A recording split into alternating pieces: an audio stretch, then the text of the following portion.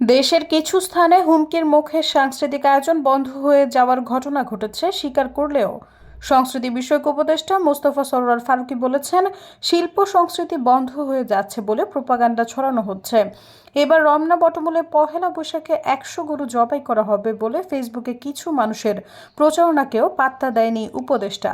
মঙ্গলবার বিকেলে রাজধানীর ওসমানী মিলনায়তনে ডিসি সম্মেলনের তৃতীয় অধিবেশনে সংস্কৃতি বিষয়ক মন্ত্রণালয়ের আলোচনা শেষে সাংবাদিকদের মুখোমুখি হয়ে বিভিন্ন প্রশ্নের জবাব দেন তিনি।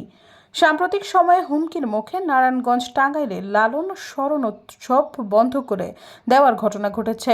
সবশেষ একদল ব্যক্তির হুমকির মুখে স্থগিত করা হয় ঢাকা মহানগর নাট্য উৎসব। সারা দেশে বিভিন্ন সাংস্কৃতিক কর্মকাণ্ডে বাধা দেওয়ার বিষয়টি কিভাবে দেখছেন, এমন প্রশ্নে উপদেষ্টা ফারুকী বলেন, সারা দেশে প্রচুর সাংস্কৃতিক অনুষ্ঠান হচ্ছে, ফলে শিল্প সাহিত্য বন্ধ হয়ে যাচ্ছে। এই প্রোপাগান্ডা ছড়ানোর চেষ্টা করা হচ্ছে, এটা ঠিক না।